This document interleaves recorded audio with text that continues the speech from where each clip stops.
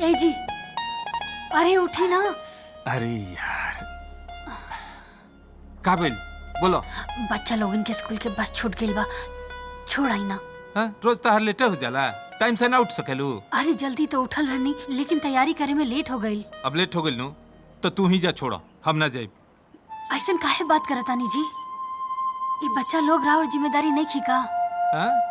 कौना जिम्मेदारी की बात करत हो? अरे पता ना कौना घड़ी में बिया भइल रहे, इतना लेट लेती बहू मिलल बिया। अरे कौनो काम सही टाइम पे खत्म होला तो से जिम्मेदारी के बात कर दिया।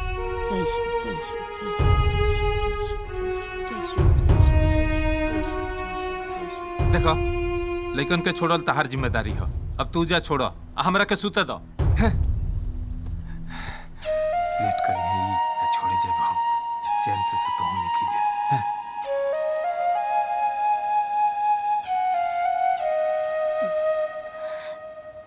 तू लोग चला, हम छोड़ देता नहीं। चला।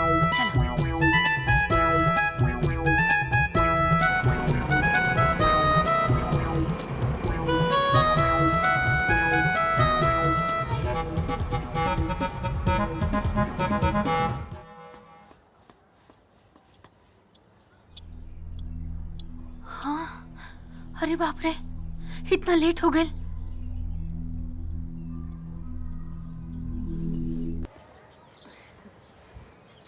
अभी तक इनका सब्जी अच्छी लाता है।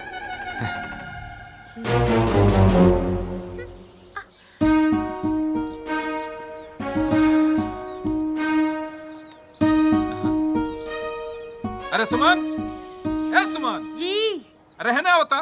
का भइल? अरे पेस्ट कहाँ बा?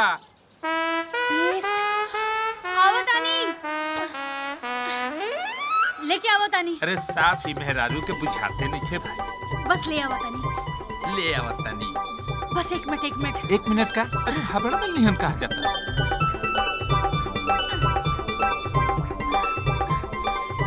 तो ले लीजिए। कोनो सामान सही जगह पर मिलते नहीं खे। है पेस्ट रखे के हौ जगह हो, हां है जानू रखे के चाहिए। लइका गेले से तो हिजा रख देलू, है जानू रखे के चाहिए। तनिको दिमागे काम नहीं खे करत तहार, तो हम का कहीं काम पर तहार ध्यान नहीं खे रहत। पता ना कहां ध्यान रहता तहार। कोनो सामान कहीं रख देबे के बाद ध्यान रखे के चाहिए नु तरा। हे भगवान, अभी तक हे जे खड़ा बाड़ू। अरे जाइबू खाना ना बनैबू, लेट हो रहल बाटे। हां अब देखो भागिल मेहरारू। हां का बनाओ के काने के बनाओ को सुनबो ना कइलस। सुमन, ए हमर सुमन, अरे सुन तारू। अब का हो गई? का भाई जी? अरे गंजी जंगिया दे देबू। लेके आवतानी। ले आवतानी बुझेबे ना करला। ए मेहरारू के कोनो चीज के ढंग बाकी नहीं खे। बतावो कोनो काम सही से कइए ना सकेले, फुर फुर दिन भर उड़त रहेले। ई लीजिए। दहने जब तू रोज जानो तारू कि हम एजे नहानी त तारा ले आके रख ना देबे के चाहिए। हाय कोनो काम ढंग से ना कर सकेलू। लेफ्ट राइट दिन भर करत रहू, लेकिन कोनो काम ढंग से ना होई। हाय देखो मेहरारू के बिना भाषण सुनला चल देलस। एकर तो बुझेबे ना करला का दिमाग बा भाई।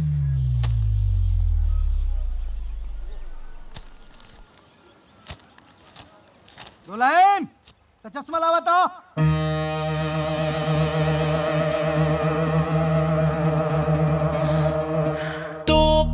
लावतानी बाबूजी।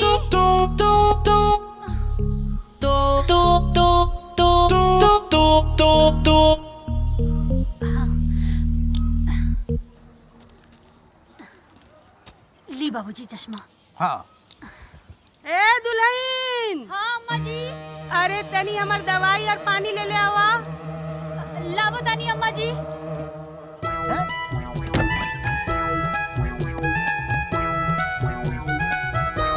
सुमन, ए सुमन, सुना तारू तो बाहिर हो गल बाड़ू।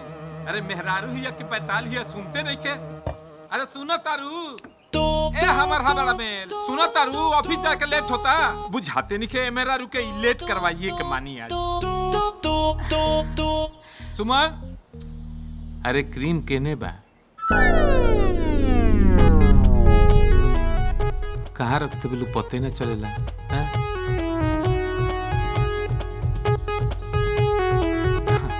ले आवा दा। ए अरे कपड़ा उपड़ा पहन के जाई, कैसे ही चल जाई।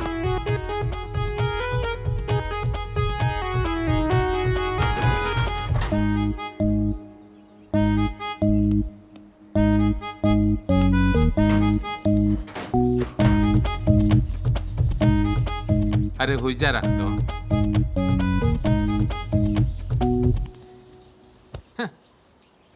ए हबड़ा मेल, अरे गोड़ में चौकरी उकरी बकाता रहा, चल देलू।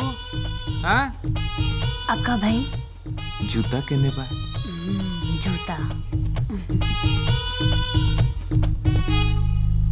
हाँ मुड़िए में पहना देबू का? नीचे रखो ना।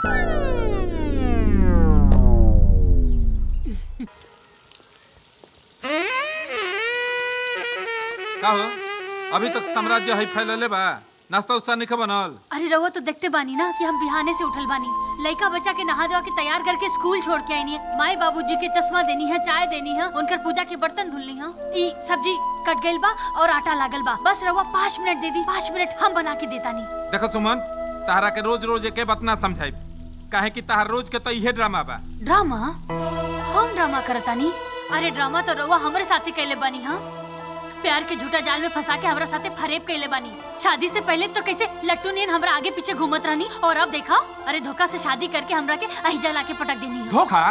का कोई नहीं धोखा तारा साथे? बताई। शुरुआत में जब हम घर में आईनी ना तो हम महारानी रहनी, लेकिन रउआ लोग मिल के ना हमरा के नौकरानी बना देनी।